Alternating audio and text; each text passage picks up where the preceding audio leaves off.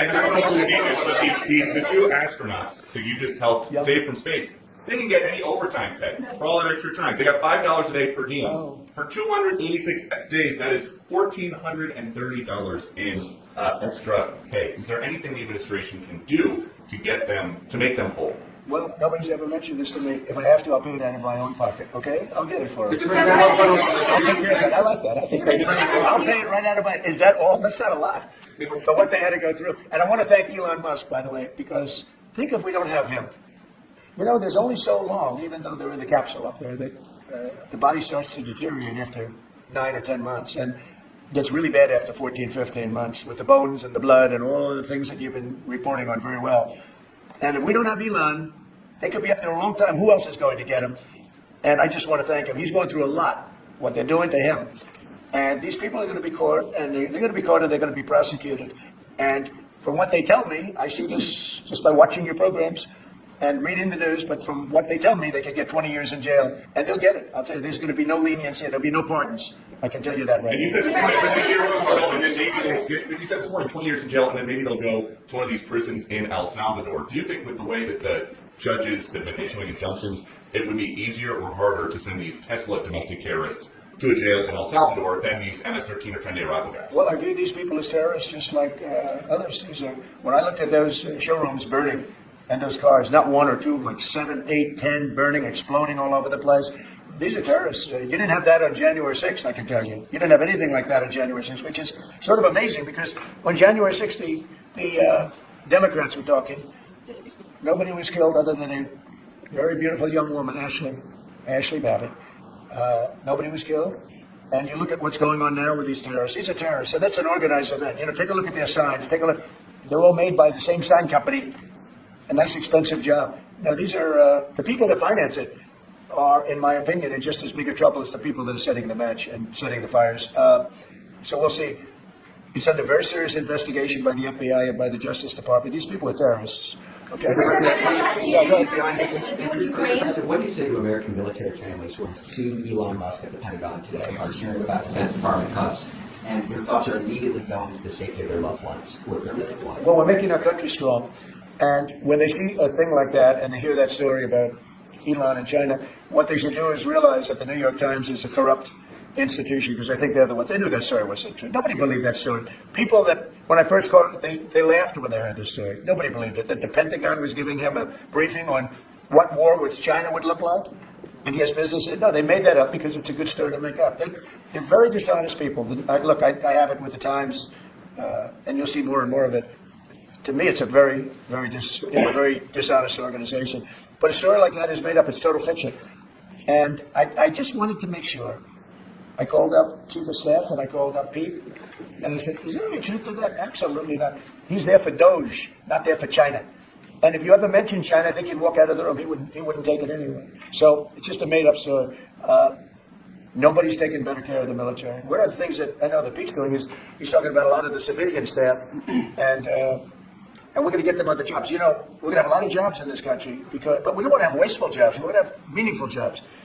And those were wasteful jobs. Those are jobs that not only military, but jobs where people don't show up. You take a look at Department of Education. I've never seen so many buildings with the names on it. You go past one after another Department of Education, and they're empty. The people don't show up. You know why? Because they have other jobs. Because they're playing golf, or they're playing something. They're doing something. And we have a lot of great people, but we have to move that back to the States. We're going to make our country strong, and we're going to get people much better jobs, because we have companies moving into our country, the likes of which we've never seen before. Nothing like this has happened, and it's automatic. They don't want to pay the tariffs. How do you avoid paying the tariffs? You build your plant in the United States, and it's a beautiful thing to see. I see. So far, I would say $4 trillion. Nobody's ever heard of them. No country's ever heard of numbers like that. $4 trillion, and those are the best ones. The biggest, best chip maker in the world. I'm not a fan of the Chip Act, where you give billions of dollars away to companies that don't need it, and it won't bring them here.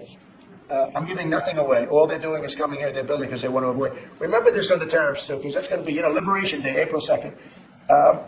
It's reciprocal. If they charge us, we charge them. So somebody say, well, how much are the tariffs? Very fair.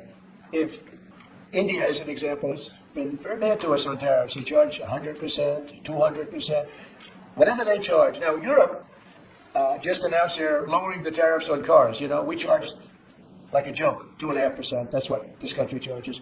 Europe just announced that they're reducing the tariffs on cars to 2.5%. It's nice. But they also have non-monetary tariffs where they make it impossible for the cars to get in even without the dollars on them in it, dollar cents. It's called the non-monetary tariff where they put on controls where no matter what happens, because they don't want cars, they don't want the American car in their market. And yet they send us millions of cars. They send us big agriculture. They don't want our agriculture. They don't want anything from us. European Union's very tough. But now it's fair. So whatever they do to us, we do to them. Russia continues to attack Ukraine. Are you planning to impose any sort of We're sanctions? fighting against each other. Yeah, I think we're going to have a ceasefire on a lot of areas, and so far that's all held very well. And getting that ceasefire, you know, they had a lot of guns pointing at each other. You had some soldiers, unfortunately, surrounded by other soldiers, and they are going to be, I believe, we're going to have pretty soon have a full ceasefire, and then we're going to have a contract. And the contract's being negotiated, the contract in terms of dividing up the lands, et cetera, et cetera. It's being negotiated as we speak. What do you say to critics who say that your actions towards law firms are amount to coercion? Well, the law firms all want to make deals. You mean the law firms that we're going after that went after me for 4 years ruthlessly, violently, illegally? You mean, are those the law firms you're talking about? They're not babies. They're very sophisticated people. Those law firms did bad things. They went after me for years. Russia hoax. All a hoax. It was a hoax. It was Hunter Biden's laptop. It didn't come out of Russia, by the way. It was just like came out of his bedroom. It was all a hoax developed by Democrats. Hillary. I don't think Biden did because I don't think Biden knows what the hell he's doing, frankly, based on everything I see. I've seen things since being here that are so sad. What he's done to this country, what he and they did to this country, those people that surrounded him, who, by the way, are radical left but smart. He's not smart. He was never smart. But these are radical left smart people. They totally controlled him. He did whatever they told him to do. And it's a shame. It's so sad to see what happened, what they've done to this country, both not only the inflation you saw, but allowing millions and millions of criminals into our country. That's an inexcusable act. And many other things besides that. Thank you very much, everybody.